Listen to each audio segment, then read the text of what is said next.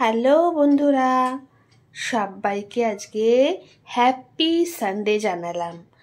আজকে আমি তোমাদের সাথে একটা স্পেশাল রেসিপি, আমার ফেভারিট রেসিপি শেয়ার করব, যেটা আজকে আমি নিজের হাতে রান্না করেছি। অন্যদিন তো আমি অফিসে থাকি, একমাত্র সানডেটাই আমি আমার নিজের স্পেশাল রেসিপি রান্না করি। তো চলো, আজকে কিন্তু আমি তোমাদের সাথে আমার সেই স্পেশাল ফেভারিট রেসিপিটা শেয়ার করব, যেটা আমি কিভাবে রান্না করেছি তোমরা তাদের সবাই দেখতে পাবে। তো চলো, আর বেশি কথা না বলে চট করে চলে যাই রেসিপিটাতে। তোমরা দেখতে থাকো। আর হ্যাঁ, অবশ্যই কিন্তু রেসিপিটা দেখে কমেন্টে জানাবে যে তোমাদের রেসিপিটা কেমন লাগলো। কমেন্ট করতে কিন্তু ভুলবে না। আর যদি ভালো লাগে অবশ্যই কিন্তু লাইক আর সাবস্ক্রাইব করে আমার চ্যানেলের পাশে থাকবে। তো চলো বন্ধুরা, রেসিপিটা শুরু করা যাক। আজকের এই রেসিপির নাম হচ্ছে চিকেন লিভার উইথ পটেটো কারি, যেটা খেতে কিন্তু খুব টেস্টি। তো চলো দেখি এটা বানাতে কি কি উপকরণ লাগবে। এখানে আমি নিয়েছি 600 গ্রাম চিকেন লিভার, যেটাকে আমি নুন দিয়ে, সর্ষের তেল দিয়ে, ভিনিগার দিয়ে আর হলুদ দিয়ে প্রায় 15 থেকে 20 মিনিটের মতন ম্যারিনেট করে রেখে দিয়েছি, তাহলে এটা আরও তাড়াতাড়ি গলবে। এরপরে এখানে 5 থেকে 6টা আলু বেশ সুন্দর ছোট ছোট করে কেটে ভালো করে ধুয়ে বেশ করে সর্ষের তেলে ভেজে রেখেছি।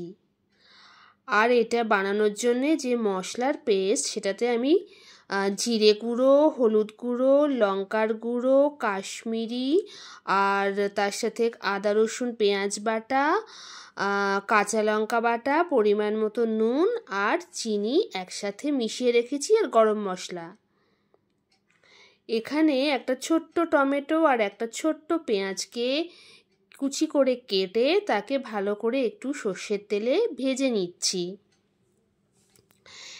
এরপরে ভেজে রাখা এই টমেটো আর পেঁয়াজের মধ্যে মশলার মিশ্রণটা দিয়ে ভালো করে নেড়ে নিতে হবে, যতক্ষণ না পর্যন্ত এর থেকে একটু তেল মতন বেরোয়। মশলাটা কষা কষা হলে একটু তেল তেল মতো বেরোবে। তো এখানে মশলাটা কষা হয়ে গেছে, দেখো এখানে কিন্তু মশলার থেকে একটু তেল ছেড়েছে, তার মানেই কিন্তু মশলাটা ভালো করে কষে গেছে। এরপরে এই মশলার মধ্যে আমি ওই ম্যারিনেট করে রাখা চিকেন লিভারগুলোকে দিয়ে দিলাম, দিয়ে এটাকে একটু ভালো করে মশলার সাথে একটু নেড়ে মিশিয়ে নিতে হবে। তারপরে এটাকে 10 মিনিটের জন্য আমি ঢেকে দিলাম, যাতে এটা ভালো করে একটুখানি গলে যায়। 10 মিনিট পরে ঢাকনাটা খুললাম, খুলে আর একবার একটুখানি ভালো করে এটাকে নেড়ে নিতে হবে। ভালো করে একটু নাড়াচাড়া করে নিলাম। এরপরে আবার কিন্তু এটা আরও 10 মিনিটের জন্য আমি ঢেকে দিলাম। আবার 10 মিনিট পরে এবার ভেজে রাখা আলুগুলোকে এর মধ্যে দিয়ে ভালো করে নেড়ে নিলাম।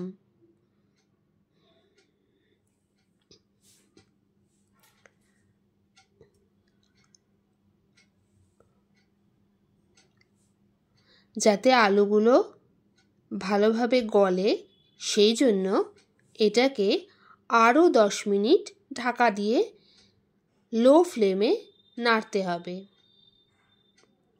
10 মিনিট পরে আলুগুলোকে আর একবার একটু দেখে নিতে হবে, আর চিকেন লিভারগুলোকেও দেখে নিতে হবে যে এটা ভালো করে গলেছে কিনা। তারপরে আবার 5 মিনিটের মতন একটু ঢাকা দিয়ে দিলাম। 5 মিনিট পরে এটা কিন্তু ভালোভাবে কষে গেছে, আলুটাও কিন্তু গলে গেছে আর চিকেন লিভারগুলোও কিন্তু গলে গেছে, বেশ ভালো কষা কষা হয়েছে। এরপর এর মধ্যে যে পরিমাণ আপনারা ঝোল খেতে পছন্দ করবেন, কষা কষা বা একটু ঝোল ঝোল, সেই রকম আপনি দেবেন। দিয়ে এখানে পরিমাণ মতো স্বাদ মতো একটু 2 চামচের মতো নুন দিয়ে দিলাম। দিয়ে এটাকে একটুখানি নেড়ে সামান্য 2-3 মিনিটের মতন কিন্তু একটু ফোটাতে হবে, যাতে ঝোলটা আরেকটু কষা কষা হয়। আর গরম মশলাটা তো আগেই আমি ওই মশলার মিশ্রণের মধ্যে দিয়ে দিয়েছিলাম, ওই জন্য গরম মশলাটা আর দেওয়ার দরকার নেই। তো 5 মিনিট পরে আমাদের কিন্তু চিকেন লিভার উইথ পটেটো কারি একদম রেডি। এটা খেতে খুব দারুণ লাগবে, যেটা কিন্তু ভাত বা রুটি দুটোর সাথেই আপনারা খেতে পারবেন। তো অবশ্যই কমেন্ট করে জানাবেন আপনাদের রেসিপিটা কেমন লাগলো।